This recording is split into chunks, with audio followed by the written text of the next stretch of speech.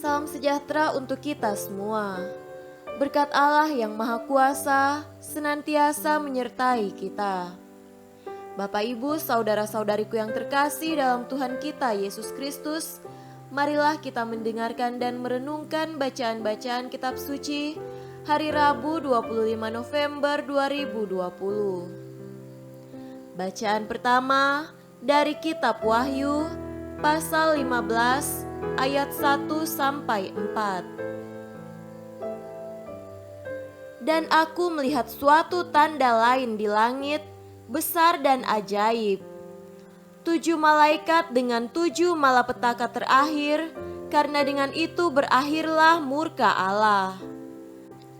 Dan aku melihat sesuatu bagaikan lautan kaca bercampur api, dan di tepi lautan kaca itu berdiri orang-orang yang telah mengalahkan binatang itu dan patungnya dan bilangan namanya. Pada mereka ada kecapi Allah.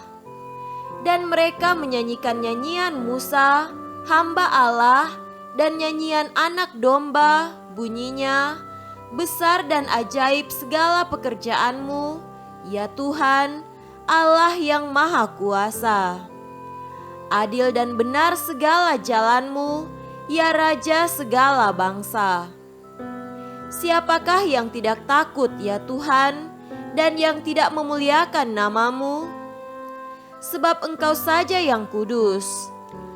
Karena semua bangsa akan datang dan sujud menyembah Engkau, sebab telah nyata kebenaran segala penghakimanmu. Demikianlah sabda Tuhan. Syukur kepada Allah.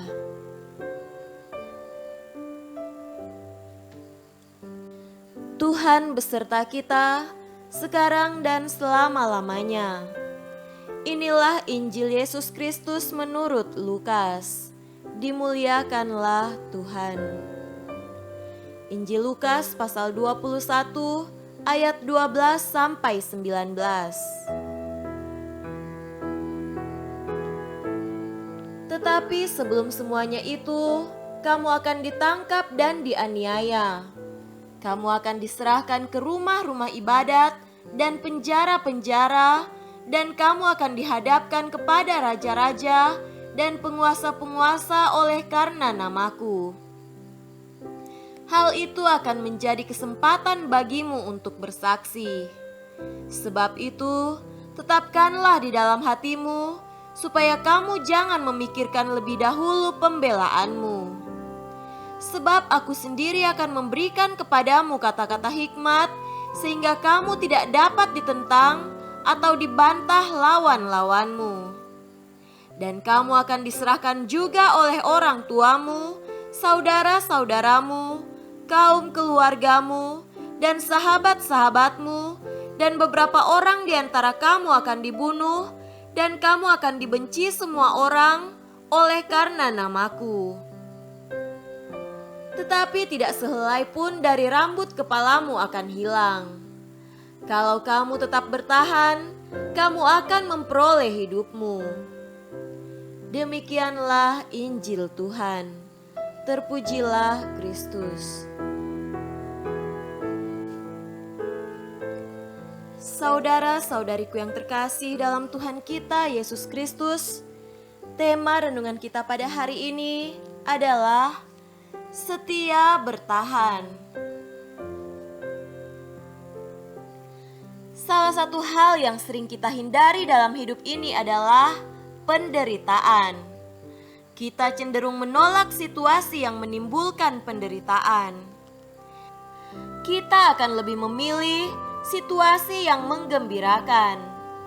Pilihan ini sah-sah saja. Namun apakah pilihan ini akan membantu kita untuk menjadi kuat di dalam hidup? Tuhan memang memberikan kegembiraan di dalam hidup ini, tetapi tidak berarti kita harus menolak sesuatu yang membuat kita menderita. Apakah kita mau menerima yang baik dari Allah, tetapi tidak mau menerima yang buruk? Penderitaan seringkali membuat kita putus asa dan berhenti berharap. Penderitaan kadang juga membuat kita meninggalkan Tuhan dan berhenti mempercayainya. Lebih baik kita memilih untuk memutus tali kehidupan daripada harus bertahan dalam penderitaan. Inilah jalan pintas yang sering dipilih oleh kebanyakan orang. Bahkan, kadang kita pun tidak berani bertahan untuk mengimani Allah yang kita pikir sebagai sumber penderitaan di dalam hidup ini. Saudara-saudariku terkasih, hari ini Yesus memperingatkan kita, para pengikutnya. Kita akan mengalami penganiayaan oleh karena iman akan Yesus. Kita dipersalahkan atas iman kita. Hal ini terbukti sampai sekarang. Ada banyak saudara-saudara kita seiman yang dibenci, dimusuhi, disiksa, bahkan dibunuh karena iman akan Yesus. Lalu, apa yang harus kita lakukan dalam situasi itu? Membela diri? Tentu jawabannya tidak. Yesus meminta kita untuk bertahan. Bertahan seperti apa? Mari kita lihat kehidupan Yesus sang guru kita. Bukankah ia dipersalahkan hingga dihukum mati di salib? Apakah ia membela dirinya? Yesus bisa saja melawan dengan kuasanya, menghancurkan para lawan. Tetapi itu tidak dilakukannya. Ia bertahan.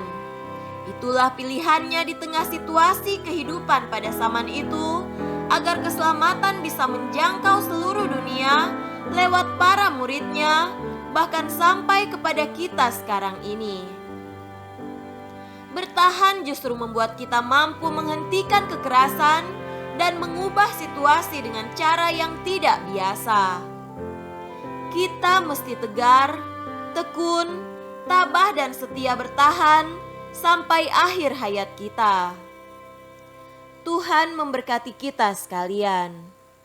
Amin.